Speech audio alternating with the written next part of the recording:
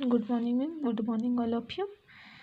Today will we discuss about chemical shift. जब हम किसी मॉलिक्यूल को मैग्नेटिक फील्ड में रखते हैं तो घूमते हुए इलेक्ट्रॉन भी मैग्नेटिक फील्ड उत्पन्न करते हैं, जिसे इंड्यूस्ड मैग्नेटिक फील्ड कहते हैं।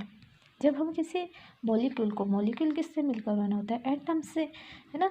और ये न्यूक्लियस है, न्यूक्लियस में प्रोटॉन होते हैं। प्रोटॉन के चारों ओर इलेक्ट्रॉन क्या है? इलेक्ट्रॉन स्पिन कर रहे हैं। जब इस क्षेत्र में मैग्नेटिक फील्ड को रखा जाएगा तो ये जो स्पिन करते हुए इलेक्ट्रॉन भी हैं, ये भी मैग्नेटिक फील्ड उत्पन्न करेंगे, जिसे हम बोलेंगे इंड्यूस्ड मैग्नेटिक फील्ड।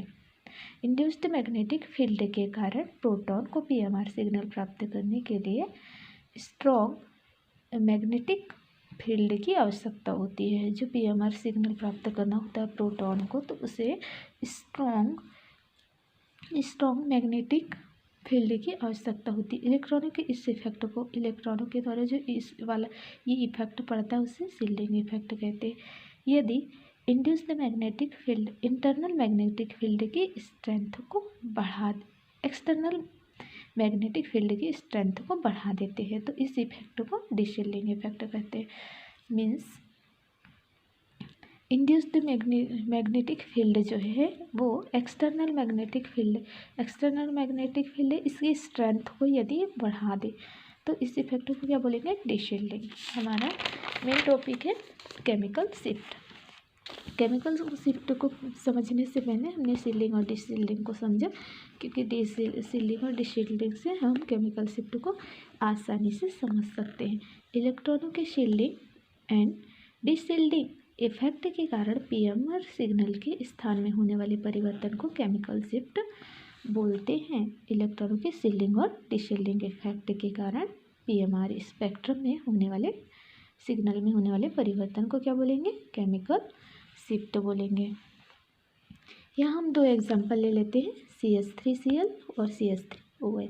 CH3Cl और CH3Cl, इसमें जो 3 प्रोटॉन हैं उनके सिग्नल तो एक जैसे प्राप्त होंगे, बट Cl, जैसे यहाँ हम बात करें Cl ग्रुप की, तो Cl का सिग्नल जो होगा डिफरेंट सिग्नल मिलेगा, है ना।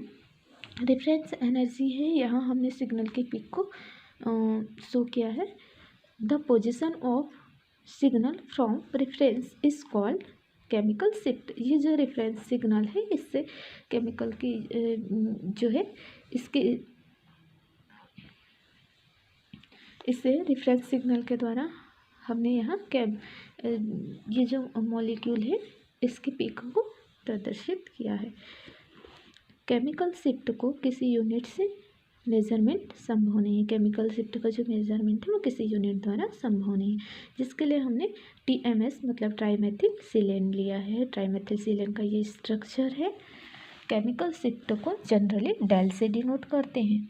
जब किसी कंपाउंड का 1H NMR या फिर बोले PMR स्पेक्ट्रम प्राप्त करने के लिए प्रदर्शित यौगिक के साथ TMS1 या 2 की थोड़ी सी मात्रा मिला देते हैं। मतलब जब हमको केमिकल शिफ्ट को शो करना है तो हम उस कंपाउंड में थोड़ी सी TMS की मात्रा मिला देते हैं। TMS की मात्रा को आखिर TMS कंपाउंड को ही सिलेक्ट करना क्यों नेसेसरी है? इसके निम्न कारण है। फर्स्ट है, इसमें 12 तुल्य प्रोटॉन होते हैं। मतलब 12 प्रोटॉन ऐसे होते हैं जो केवल एक ही तीव्र सिग्नल देते हैं, मतलब क्लियर सिग्नल। ये तुल्य प्रोटॉन मतलब एक समान प्रोटॉन होते हैं जो कि तीव्र सिग्नल मतलब क्लियर सिग्नल देते हैं। अतः इनकी अल्प मात्रा होते हुए भी ये मेजरिंग सिग्नल देते हैं। मतलब इनकी थोड़ी मात्रा होते हुए बहुत मेजर कर पाए हम इस टाइप का सिग्नल देते हैं। इसके प्रोटॉन केमिकली समान होते हैं, इस कारण एनर्जी का एब्जॉर्प्शन एक ही स्थान पर करते हैं। इसके जो प्रोटॉन होते हैं ये 12 प्रोटॉन है, H3 ये एक समान होने के कारण इसका एब्जॉर्प्शन है वो एक स्थान पर होता है। यह अक्रिय और वाष्पशील होते हैं। ये जो होते हैं अक्रिय और वाष्पशील है। TMS सिग्नल के लिए डेल्टा इज इक्वल टू 0 होता है। यहाँ PPM इसके लिए यूज़ किया हमने 0 1 2 3, ये और इंक्रीज़ हो रहा है नंबर। यदि सिग्नल 0 की ओर बढ़ रहा है, मतलब यदि इधर से सिग्नल 0 की ओर बढ़े, 0 पर बढ़े, तो इसे बोलेंगे शील्डिंग। क्या बोलेंगे इसे? शील्डिंग। जब 0 से बढ़े मतलब इस साइड, है ना, तो इसे बोलेंगे डीशील्डिंग। इस टाउ इसके अपोजिट होता है, टाउ जो होता है इसके अपोजिट होता है, मीन्स 0 के प्लेस पे सपोज 10 तक की वैल्यू कैलकुलेट करें तो 0 के प्लेस पे 10 होगा। केमिकल शिफ्ट टाउ की वैल्यू फाइंड करना है तो 10 में से डेल्टा को माइनस करके हम आसानी से टाउ की वैल्यू फाइंड कर सकते हैं।